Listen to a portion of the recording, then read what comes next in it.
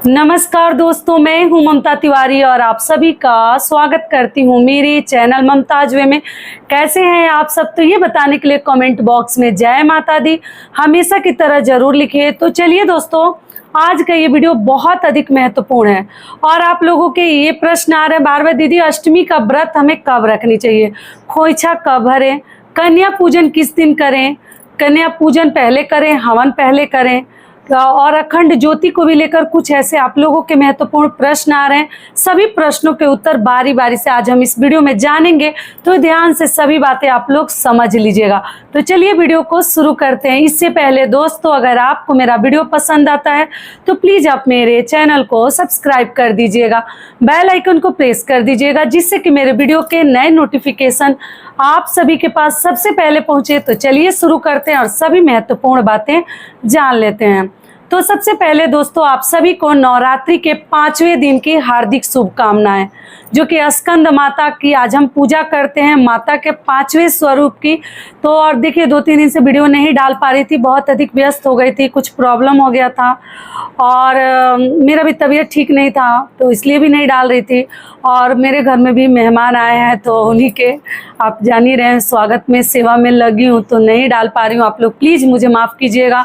मैं चाहते हुए भी आप लोगों के कमेंट्स का रिप्लाई नहीं दे पा रही हूँ। मोबाइल पे टाइम ही नहीं मिल रहा है कि समय दूँ, खुद 2 दिन से वीडियो भी नहीं डाल रही हूँ, तो इसलिए माफ़ कीजिएगा। तो चलिए अभी सभी महत्वपूर्ण बातें जान लेते हैं, ठीक है। आज कैसे भी समय निकाल कर सोची कि आप लोगों के सभी प्रश्नों के उत्तर देना बिल्कुल ज़रूरी है, क्योंकि मेरी बहनें जो है ना वेट कर रही होगी कि दीदी कब वीडियो डालेगी। तो सबसे पहले आपको बता दूं कि 2024 में शारदीय नवरात्रि 3 अक्टूबर से दिन गुरुवार से प्रारंभ हुई थी, आप लोग को मालूम ही है। और अष्टमी और नवमी तिथि को लेकर आपको बता दूं, बहुत अधिक लोगों के अंदर, आप ही के नहीं हमारे भी घर परिवार में कोई कुछ कह रहा है, कोई कुछ कह रहा है। तो सबका अपना अपना मतलब सोचने का तरीका है, मानने का तरीका है। तो कब अष्टमी का व्रत रखा जाए, किस दिन कन्या पूजन किया जाए, किस दिन व्रत खोला जाए, बहुत सारे संशय की स्थिति बनी हुई है, तो मैं दूर करती हूँ, ठीक है। तो सबसे पहले अखंड ज्योति को लेकर आप लोग पूछे हैं, दीदी बार बार जो है दीपक बुझ रहा है, तो इसका क्या संकेत है? कोई संकेत नहीं है, किसी प्रकार के भ्रम अपने मन में आप लोग मत पालिएगा। थोड़ा हवा का ध्यान रखिए, थोड़ा ध्यान रखिए कि बाती वगैरह में कार्बन बन जाता है, तो उसको एक साइड से दीपक प्रज्वलित कर लीजिएगा और उसको फिर से जला दीजिएगा। अगर आपको नहीं करने लायक है तो किसी और से भी करवा सकती हैं, लेकिन एक दीपक साइड से जलाकर उसकी बाती को सुबह और शाम, उसके जो कार्बन है गांठ से बन गए उसको हटा दीजिए, फिर बाती को खींच दीजिए, तेल वगैरह भर दीजिए, जला दीजिए, ठीक है। बाती सही नहीं रहती है, इस वजह से भी बुझ जाता है। तो आप लोग दिल को भारी ना करें। बहुत ज़्यादा आप लोग चिंता करने लगती हैं, दीदी इसका क्या संकेत है? कोई संकेत नहीं है, केवल माता से प्रार्थना करनी है और क्षमा मांगनी है। जो हो गया वो हो गया, फिर से हम आगे का ध्यान रखेंगे। ये हो गया।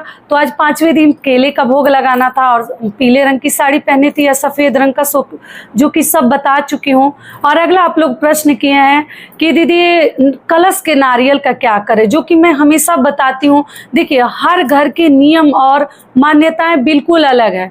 तो कुछ लोग उसको कन्याओं को फोड़कर तोड़कर उस नारियल को प्रसाद के रूप में उसी दिन जिस दिन कन्या पूजन करते हैं, वो प्रसाद के रूप में सभी के सामने थोड़ा थोड़ा तोड़कर डाल देते हैं कि बच्चियां खा लेंगी, लड़कियां जो कन्याएं हैं, ठीक है। और कुछ लोग जो है जल प्रवाहित कर देते हैं, कुछ लोग जो है आंचल में ले लेते हैं। तो हम लोग जो है आंचल में ब्राह्मण हैं तो उनसे ले लेते हैं, या घर के किसी भी पुरुष से अपने आंचल में माता का आशीर्वाद, प्रसाद, जो भी कह लीजिए, उस स्वरूप में हम लोग लेकर, और उसी दिन जरूरी नहीं है, किसी अन्य दिन पे सभी परिवार मिलकर प्रसाद के रूप में ग्रहण करते हैं। बाकी आप अपने घर का नियम देख लीजिएगा, आपका जो नियम है वही कीजिएगा। अगला आप लोगों का प्रश्न है, दीदी नारियल के अष्टमी के दिन महिलाएं तोड़ सकती हैं? तो देखिए, कुछ घरों में लोग नहीं मानते हैं, जिनको मान लीजिए अगर पुत्र नहीं है, लड़का नहीं है, वो कहाँ से आदमी लेकर आएंगे नारियल तोड़वाने के लिए? तो महिलाएं भी तोड़ लेती हैं, उनकी बेटियां भी तोड़ लेती हैं, मैं खुद अपनी आंखों से देखती हूँ। लेकिन जिनके पास मान लीजिए उस समय पुरुष अगर अवेलेबल है, लड़के बच्चे अगर अवेलेबल हैं, क्योंकि कोहड़ा जो है ना, एक कोहड़ा फल आता है, सीताफल जिसको बोलते हैं, या भतुआ का जो जिसका मुरब्बा बनता है, या नारियल, ये तीनों चीज़ ऐसा माना जाता है कि महिलाएं नहीं तोड़ती हैं। अगर वैसी मजबूरी ना हो तो नहीं तोड़ती हैं। हर घर की मान्यता अलग है, सबके घर में ऐसा नहीं है। बहुत लोग तोड़ते हैं, फोड़ते हैं, उसको खाते हैं, बनाते हैं, लेकिन कुछ घरों में नहीं है। तो देखिए, अगर सही तो यही है कि पुरुष ही करे तो ज़्यादा बेहतर है, लेकिन मान लीजिए कोई है ही नहीं तो किससे करवाएंगे? या तो ब्राह्मण के द्वारा करवाइए या आप लोग खुद कीजिए। तो यही नियम है, आप देख लीजिए, अगर ब्राह्मण से हो सके तो करवाइए या अपने घर के पुरुष से आप लोग नारियल फोड़वाएं तो ज़्यादा बेहतर रहेगा। ठीक है, तो ये क्लियर हो गया। और मजबूरी है तब तो आप देख लीजिए, आप भी फोड़ सकते हैं, क्या करेंगे? बाकी तो भगवान देख रहे हैं कि कहाँ से अब पुरुष को ढूंढने जाएंगे। अगर मान लीजिए जिनके पुरुष दूर हैं और बच्चा नहीं है, लड़कियां ही हैं, वो कहाँ से लाएंगे? समझने वाली चीज़ है। तो इसलिए आप अपना देख लीजिए, या मत फोड़िएगा, केवल चढ़ा कर लेकर आ जाइएगा। ये भी क्लियर कर दी। अब चलिए जान लेते हैं अष्टमी नवमी कब है। तो ध्यान से बातों को समय निकाल कर आप लोग समझिएगा। ठीक है, सबसे पहले आपको बता दूं कि 9 दिनों की नवरात्रि है। ऐसा नहीं कि एक भी दिन कम है, लेकिन चतुर्थी तिथि ना उसमें वृद्धि हो गई है। वो 2-2 दिन दिखा रहे किसी भी कैलेंडर में, किसी भी जैसे आप लोग पत्रिका में आप लोग देख सकते हैं, जो भी पंचांग वगैरह। और नौमी तिथि जो है, जैसे कम समय मिल रहा है नौमी का, अष्टमी आधा आधा नौमी हो जा रहा है। इस वजह से लोग जो है ना बहुत ज़्यादा चिंता कर रहे हैं कि अष्टमी का व्रत कब रखें। जो केवल 2 दिनों का रखते हैं उन्हीं के लिए चिंता की स्थिति बनी है, और जो 9 दिनों का रखते हैं तो उन्हें तो 10वीं को ही पारण करनी चाहिए। नियम तो यही है, बातों को समझिएगा, क्योंकि नियम है 9 रात्रि। तो 9 रात्रि आपको उपवास रखकर 10वीं के दिन पारण करनी चाहिए, जो कि 10वीं तिथि हमें 12 को मिल रही है। तो 12 को सूर्योदय कालीन तिथि में भी कुछ लोग पारण करते हैं, या 9वीं तिथि समाप्त होने के बाद जैसे 10:58 पर 11 बजे के आसपास कुछ लोग पारण करेंगे। तो कब व्रत रखें, सबसे बड़ा आप लोगों का चिंता यही है। तो देखिए, समझिएगा पहले बातों को। ऐसा नहीं कि मैं कुछ और कर रही हूँ, वो चैनल कुछ और कर रहे हैं, वो कुछ और कर रहे हैं। तो देखिए, कुछ लोगों का मानना है कि जैसे सप्तमी युक्त अष्टमी का व्रत नहीं रखनी चाहिए, लेकिन वहीं पर मेरे ही परिवार में कुछ लोग 10 अक्टूबर को व्रत रख रहे हैं। उसी दिन अष्टमी मान रहे हैं, 10 अक्टूबर को व्रत रख रहे हैं, और बोल रहे हैं कि नौमी के दिन 11 को अगर हम व्रत रखेंगे तो कन्या पूजन करके नौमी में हमें पारण करनी है। तो उस दिन नौमी तिथि दोपहर से लग जा रही है, अष्टमी कुछ दोपहर तक ही है, और 12 साढ़े 12 बजे तक है, या 12:10 तक है शायद।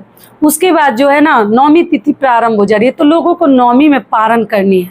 तो इस वजह से कुछ लोग 10 अक्टूबर को ही व्रत रख रहे हैं।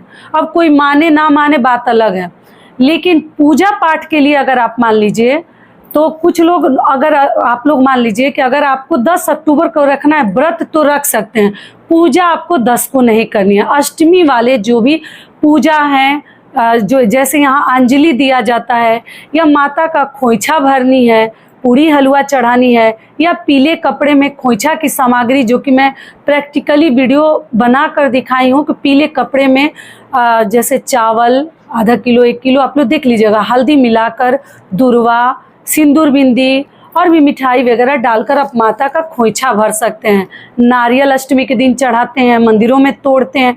तो जितने पूजा वाले कार्य हैं, जितने आपके खोइछा भरने वाले कार्य हैं, कन्या पूजन जो लोग अष्टमी को करते हैं, वो लोग जो है 11 अक्टूबर को करेंगे। ठीक है, और कुछ लोग जैसे 10 अक्टूबर को ही कन्या पूजन करेंगे। कुछ ऐसे क्षेत्र हैं जो सप्तमी का व्रत रखते हैं और अष्टमी को पारण करते हैं, अष्टमी को कन्या पूजन करके। और ऐसे राज्य भी हैं जो अष्टमी को ही व्रत खोलते हैं।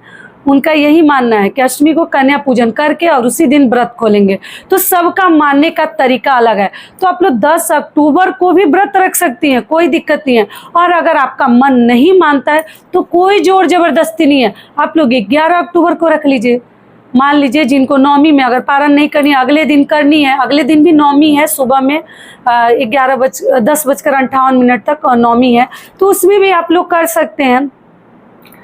तो आगे ऐसे मैं वीडियो टाइमिंग के साथ दूंगी, अभी जल्दी में ये वीडियो बना रही हूँ, फिर भी मोटा मोटी आपको बता दे रही हूँ। तो आप लोग देख लीजिएगा, दोनों दिन रखते हैं तो कोई दिक्कत नहीं है। हमारे ही घर में कुछ लोग 10 को रख रहे हैं, कुछ लोग 11 को रख रहे हैं, तो आप लोग देख लीजिएगा। अगली चीज़ क्या है कि खोइछा भरना और जितने पूजा पाठ है अष्टमी वाले, नारियल तोड़ना, ये जो भी सब बता ही चुकी हूँ आपको, 11 अक्टूबर को करनी है। तो व्रत भी चाहें तो रख सकती हैं। अगर आपका मन नहीं मानता कि व्रत रख कर ये सब कार्य करेंगे तो आप लोग उसी दिन कर लीजिए।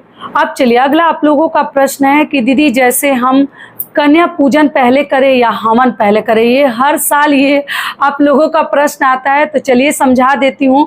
लेकिन दोस्तों आप सभी से एक छोटी सी रिक्वेस्ट है, अगर वीडियो पसंद आता है तो चैनल को पक्का सब्सक्राइब कर दीजिएगा और वीडियो को लाइक कर दीजिएगा, क्योंकि आपके एक लाइक से हमें बहुत अधिक हिम्मत और प्रेरणा मिलती है। तो जरूर कीजिएगा।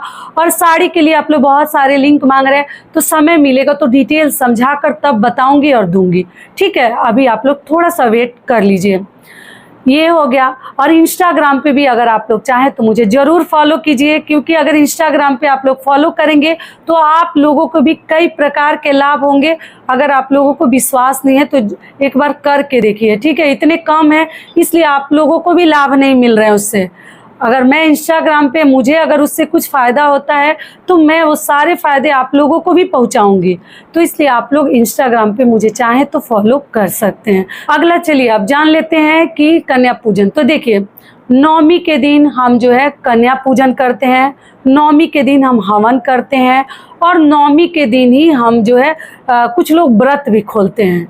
ठीक है, और पूर्ण आहुति नवमी के दिन ही होता है। कलश विसर्जन नवमी के दिन, जो कलश हिला देते हैं, ठीक है, वो सब कार्य हम नवमी को करते हैं। नवमी के दिन हम कन्या पूजन करते हैं। ठीक है, नवमी के दिन कन्या पूजन में सबसे पहले तो हम माता को, सिद्धदात्री माता की पूजा करते हैं, माता के 9वें स्वरूप की पूजा करते हैं। लेकिन इस बार जो है 11 तारीख को नवमी तिथि भी है, तो उस दिन हम दोनों माताओं की पूजा करेंगे। मंदिरों में जाकर आप नारियल भी फोड़ सकते हैं। अगर जो लोग नहीं जा पाते हैं वो घर में ही नारियल चढ़ा सकते हैं, फोड़ सकते हैं। और आप जो है सुहाग की चीज़ें, अष्टमी नवमी उस दिन दोनों मिल रही है, तो आप जो है चढ़ा सकते हैं, खोइछा भर सकते हैं। उसके बाद से हलवा, पूरी, खीर और जो भी प्रसाद आप माता को उस दिन चढ़ा रहे हैं, नारियल, ये सब हम भोग लगाएंगे। सब परिवार मिलकर हम हवन करते हैं, पूर्णाहुति करते हैं। उसके बाद से भोग लगाकर पूजा पाठ करके आरती करके हवन हो जाता है। उसके बाद हम आरती करते हैं, आरती करके माता को प्रणाम करके, और उसके बाद से हम जाते हैं कन्या पूजन करते हैं। कन्या पूजन करने के बाद जो है हम कन्याओं का पाँव पूजते हैं, दक्षिणा देते हैं, उन्हें खीर पूरी खिलाते हैं, और खिलाने के बाद ही हमारा जो है नवरात्रि का व्रत संपूर्ण होता है। ठीक है, और दशमी के दिन हम विसर्जन करते हैं। तो दशमी के दिन जैसे कलश जो है हम नवमी के दिन ही हिला देते हैं, और दशमी के दिन हम विसर्जन करते हैं। कुछ लोग शाम को ही कर देते हैं और कुछ लोग अगले दिन करते हैं। बाद से हम कन्या पूजन करेंगे, उनसे आशीर्वाद लेंगे।